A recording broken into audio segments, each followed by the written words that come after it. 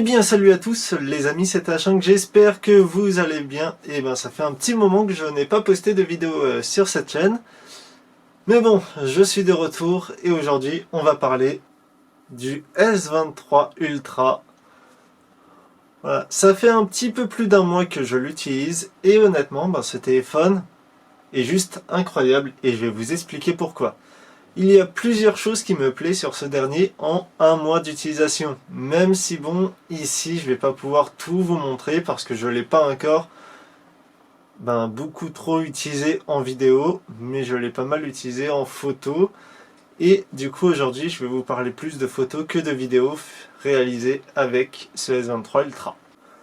Mais tout d'abord j'aimerais vous parler de la batterie. Ici on a une batterie de 5000 mAh. Et le téléphone, honnêtement, il tient plus que la journée. Quand je vais au travail, je suis tout le temps dessus avant d'être au boulot. Bon, du coup, ça fait que automatiquement, je ne suis pas toute la journée dessus. Mais lors de mes pauses et tout ça, je suis tout le temps sur mon téléphone, je joue, je regarde les réseaux sociaux et la batterie, elle tient super bien. Pour vous dire, déjà avant, lorsque j'avais mon S20 Plus, et la batterie, quand j'arrivais chez moi, avait que 45%. Donc ça va, je pouvais encore tenir la soirée. Ici, ça m'arrive de rentrer avec une batterie qui est à 75%. Pour vous dire, ça fait tout de même une très très grosse différence. Car en fait, ce téléphone est très bien optimisé. Et du coup, la batterie, en conséquence, tient énormément. Puis c'est une batterie de 5000 mAh. Et ici, on a dedans une puce qui consomme pas trop. Et tout simplement parce que cette puce est un Snapdragon 8 Gen 2 édition Samsung. Enfin, on a une puce Snapdragon dans un S23, dans un smartphone Samsung. Car oui, avant, si on voulait profiter d'un smartphone haut de gamme avec un Snapdragon, il fallait acheter un smartphone américain. Donc il fallait commander son S22 Ultra aux États-Unis et on avait un S22 Ultra avec un Snapdragon. Nous, en Europe, on devait se taper les Exynos. Mais plus maintenant avec le S23 Ultra et la gamme S23. Niveau objectif photo, du coup, on retrouve tout simplement un capteur grand angle, un capteur principal, un téléobjectif et un capteur macro. Et on a aussi un capteur TAV et laser. Et honnêtement, je suis un petit peu déçu qu'on ne puisse plus faire de modélisation 3D avec ces téléphones. C'était un point qui avait été mis en avant avec le S20 Plus et en vrai ça me faisait un petit peu marrer d'utiliser cette modélisation 3D qui aujourd'hui a disparu des smartphones Samsung et je trouve ça dommage parce qu'en vrai le rendu était assez intéressant, mais on peut toujours mesurer avec, prendre des mesures et tout ça, c'est pas mal. Donc niveau capteur, on peut monter jusqu'à 200 millions de pixels avec le capteur principal. Et là, je vais juste vous arrêter 2 secondes. 200 millions de pixels, ça sert à rien. Il y a aussi une application, le Expectro. Et cette application Expectro va vous permettre de prendre des photos professionnelles en RAW. Et d'ailleurs, on se rend très vite compte que là, les 200 millions de pixels, ils n'existent plus. On a le choix entre 12 millions de pixels et 50 millions de pixels. Ce qui est tout à fait normal, car honnêtement, et d'ailleurs c'est 12 millions de pixels, en vrai, je suis persuadé que c'est ce que propose réellement ce capteur photo. Car quand j'ai essayé la photo avec les 200 millions de pixels, je me suis rendu compte d'un truc, c'est qu'au fait, c'est pas un vrai 200 millions de pixels, c'est un 200 millions de pixels avec de l'intelligence artificielle.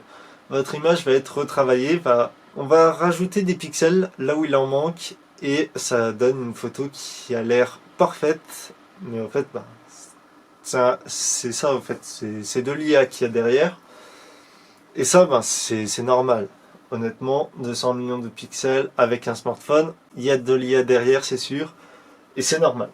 Et en même temps, du coup, on peut faire des choses sympas avec ces 200 millions de pixels, mais c'est surtout plus un argument marketing qu'autre chose. Ce qui est bien lorsqu'on prend une photo de 200 millions de pixels, c'est qu'on va pouvoir zoomer dans l'image sans perdre de détails.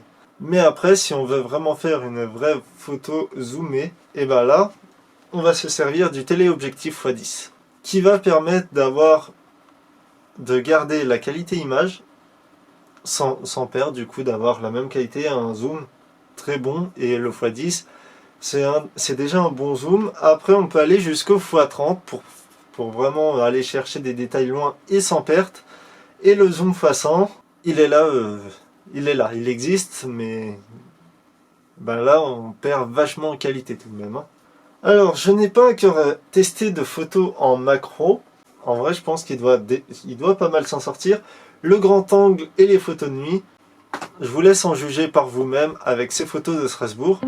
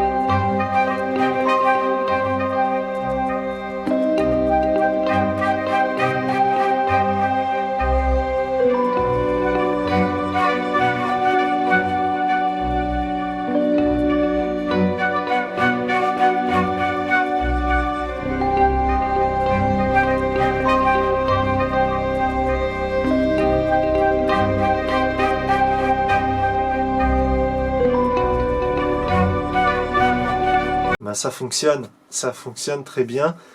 Les photos de nuit ici sont juste super belles. La luminosité est super bien gérée et les sujets sont parfaitement exposés. Niveau vidéo, ben, j'ai un petit peu testé l'autofocus et il est très réactif et ça c'est bien. Pour tester l'autofocus, je me suis du coup avancé vers la caméra, baissé, mis sur le côté. Je suis venu plusieurs fois faire ça pour tester la réactivité de l'autofocus et on peut voir que le S23 Ultra s'en sort très très bien, qu'il est très rapide et que l'autofocus est très réactif. Donc voilà, c'est un excellent autofocus. On retrouve aussi du coup la vidéo pro. La vidéo pro que j'utilise notamment pour tourner la forêt surnaturelle. Déjà sur le S20 Plus, la vidéo pro était disponible et sur le S23 Ultra, c'est encore disponible. Bien sûr, il y a aussi le double enregistrement. Et le double enregistrement, je reviens dessus, donc ce truc de se filmer de deux côtés. Et ce n'est pas Samsung qui l'a inventé avec le S21, non. Le double enregistrement, souvenez-vous, quel smartphone a été le premier à proposer deux enregistrements en même temps?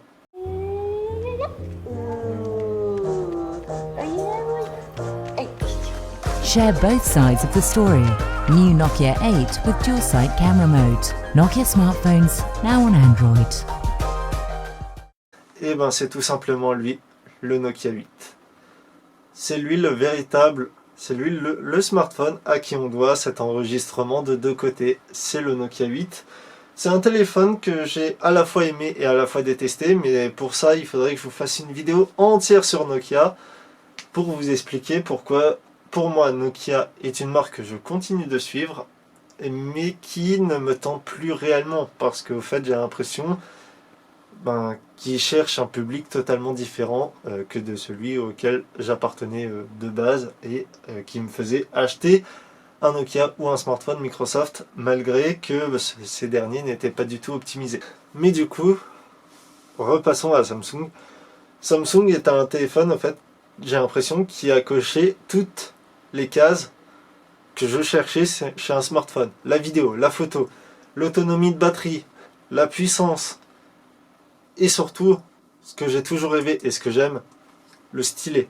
La prise de notes, et je me suis même essayé au dessin, enfin plutôt au dessin très rapidement, mais plus le coloriage dessus, car vous avez une application coloriage. Je l'ai essayé, voilà, honnêtement, ça reste un smartphone, c'est une petite surface, vous n'allez pas pouvoir faire de grands dessins dessus.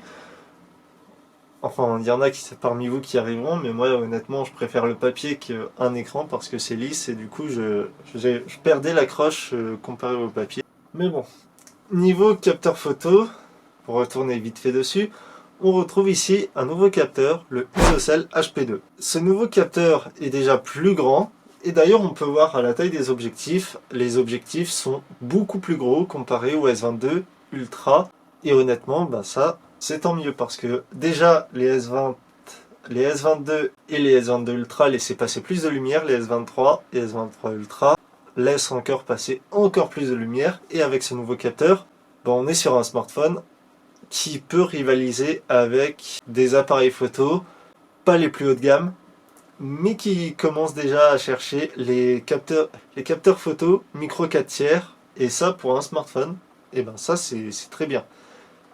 Déjà mon S20 Plus était quasiment équivalent à l'appareil photo qui est en train de me filmer, qui est un Lumix FZ82. Donc pour vous montrer voilà le Lumix qui est en train de me filmer, et on voit que là ce que vous voyez c'est le panneau LED qui m'éclaire, c'est mon...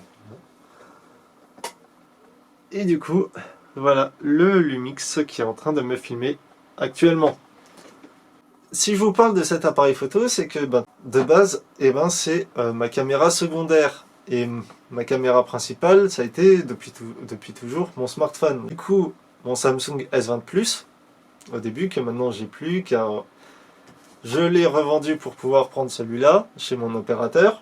Et si je filme avec mon Lumix qui est une caméra secondaire au départ, c'est tout simplement pour pouvoir vous montrer mon téléphone. Donc celui-ci, le S23 Ultra. Aussi un point que j'adore sur celui-ci, c'est l'écran, la luminosité d'écran. Même lorsqu'il y a un très grand soleil, qu'il y a une luminosité très forte, j'arrive tout de même à voir l'écran de mon téléphone, ce qui avant, avec mon S20 Plus, je ne pouvais pas faire. Celui-ci a vraiment un écran qui est très très lumineux, et ça c'est vraiment top, surtout lorsqu'on fait de la vidéo, lorsqu'il y a une forte luminosité, ou des photos lorsqu'il y a une forte luminosité. Avoir un écran très lumineux, et justement ça aide à pouvoir continuer de voir ce qu'on prend en photo ou en vidéo, ce qu'on immortalise. Donc je vais aussi revenir brièvement sur le Snapdragon 8 Gen 2 qui est très performant, très optimisé, et ce qui fait que la batterie tient plus qu'une journée parce que on a une puce qui va demander très peu à la batterie comparé au Exynos que j'ai connu avec le S20 Plus qui consommait beaucoup et qui chauffait beaucoup. Celui-ci honnêtement il chauffe très peu, même lorsque je suis en jeu. Mais par contre, ça en jeu, la batterie elle descend. Mais elle descend pas beaucoup en vrai. Je peux pas mal jouer dessus sans que la batterie en prenne un coup. L'écran est grand, du coup ça me permet d'être un peu plus immergé dans les jeux. Et en plus, on peut aussi profiter du 120 Hz et des jeux en 120 Hz. Un peu comme sur un PC. Pour moi, aujourd'hui, un smartphone, déjà un smartphone aujourd'hui rivalise avec une console, la Switch. Et je dis rivalise, en réalité elle la bat. Nintendo, s'ils tiennent un corps, c'est parce qu'ils ont des exclus. Mais un smartphone est plus performant qu'une Switch, vu que dans une Switch, on retrouve un puce graphique Nvidia T8 qui sort que de la 720p, là où sur un smartphone on peut jouer en 2K. Comme l'écran qui est derrière, qui est un écran 2K, dans lequel je vous parlerai dans une prochaine vidéo. Mais sinon aussi, donc comme d'habitude, un IP68, le smartphone résiste à l'eau, il n'y a pas de souci, il peut être immergé. Je trouvais tout de même utile de le souligner, même si ça bouge pas. En matière de stockage, Samsung a augmenté sa taille de stockage. Et ça c'est un peu normal, vu que plus de carte SD, ça y est, on peut plus mettre de carte SD dans le smartphone. Moi, ça je trouve ça un petit peu dommage honnêtement. Mais sinon, aussi ce que j'ai aimé, c'est cette offre de lancement de la part de Samsung qui est de moins 150 € pour le lancement des smartphones. C'est un très très bon coup marketing de la part de Samsung. Plus moi j'ai eu aussi du coup l'offre de reprise qui s'est cumulé à cette offre, ce qui fait que j'ai pu avoir ce smartphone pour pas trop cher. Enfin, pour beaucoup moins cher. Car oui, c'est un smartphone qui est tout de même au-dessus des 1000 € de base. Mais en tout cas, voilà, j'ai fait le tour de ce smartphone. Du coup, voilà, j'ai fait le tour du S23 Ultra. J'espère que cette vidéo vous aura soit aidé à sauter le pas sur les S23 Ultra. Et j'espère qu'elle vous aura aidé si vous en avez un et que vous voulez savoir ce que vous pouvez faire avec. Et n'hésitez surtout pas à me soutenir en vous abonnant à la chaîne, ça vous coûte rien et ça permet réellement de soutenir la chaîne. Et n'oubliez pas d'activer la cloche pour être sûr d'être notifié quand je sors une nouvelle vidéo. En tout cas, moi je vous laisse, c'était TH5, ciao tout le monde et à très bientôt pour de prochaines vidéos.